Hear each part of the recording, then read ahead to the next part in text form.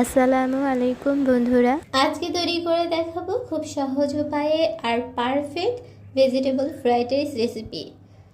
এটা খেতে কিন্তু ভীষণই মজার হয়, আর কেউ বুঝতেই পারবে না এটা বাসায় তৈরি করা ফ্রাইড রাইস।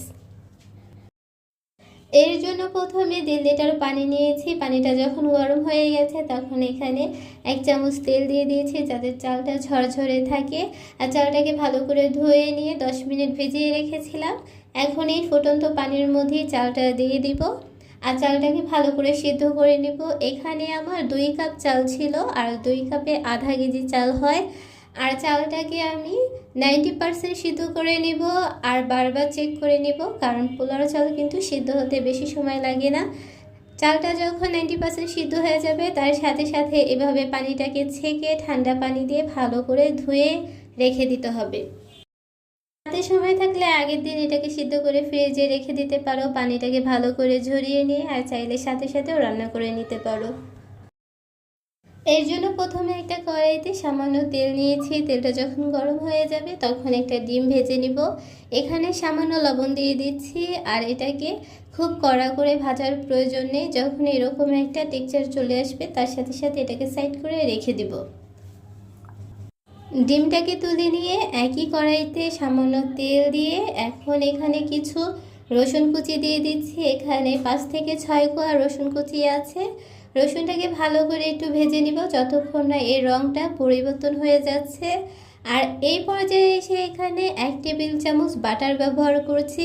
রেস্টুরেন্টের ফ্রাইড রাইসে একটা সুন্দর স্মেল আসে, আর সেই স্মেলটা আসে এই বাটারের কারণে। এটা দিলে রেস্টুরেন্টের স্বাদটা পুরোপুরি পাওয়া যায়।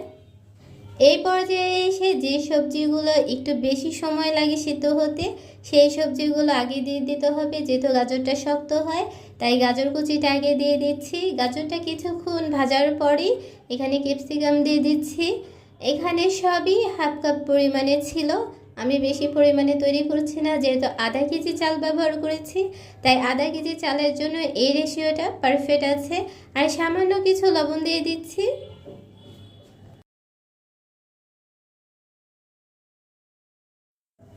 এটা যখন হালকা একটু কালার চলে আসবে এই পর্যায়ে এসে সিদ্ধ করে রাখা চালটা দিয়ে দিতে হবে। একটু নাড়াচাড়া করে মিশিয়ে দিলাম যাতে নিচ থেকে পোড়া লেগে না যায়।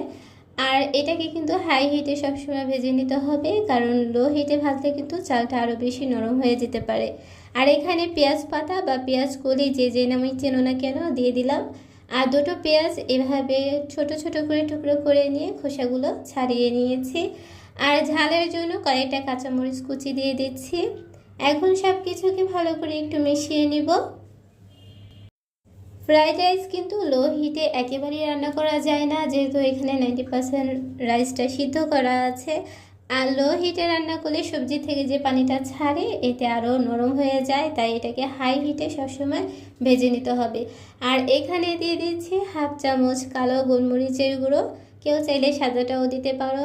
আর দিয়ে দিচ্ছি 2 টেবিল চামচ ফিশ সস। রেস্টুরেন্টে কিন্তু ফ্রাইড রাইসে ফিশ সসটা ব্যবহার করা হয়। আর দিয়ে দিচ্ছি 2 টেবিল চামচ সয়া সস আর 1 টেবিল চামচ দিয়ে দিচ্ছি টমেটো সস।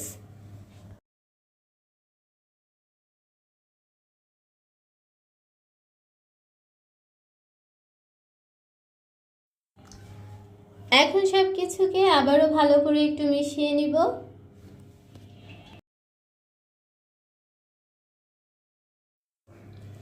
এই পর্যায়ে এসে যেহেতু চাল সিদ্ধ করার সময় লবণ ব্যবহার করিনি, তাই চালের জন্য যতটুকু লবণ প্রয়োজন সেরকম বুঝে লবণটা দিয়ে দিতে হবে। আর দিয়ে দিচ্ছি ভেজে রাখা ডিমটা। এখন সব কিছুকে ভালো করে মিশিয়ে নিব। আর মিশানো হয়ে গেলে এটাকে হাই হিটে ভেজে নিব 4 থেকে 5 মিনিটের জন্য। এর মধ্যেই ফ্রাইড রাইসটা তৈরি হয়ে যাবে।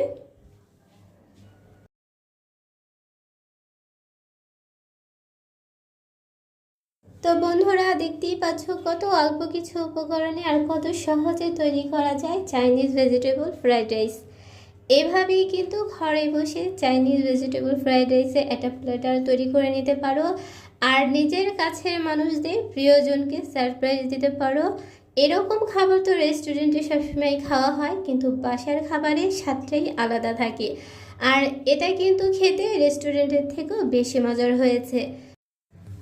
তাই ঘরে বসেই যদি এত ভালো আর এত বেশি মজার হয়, তাহলে কেন রেস্টুরেন্টে গিয়ে এত চড়া দামে কিনে খাবো।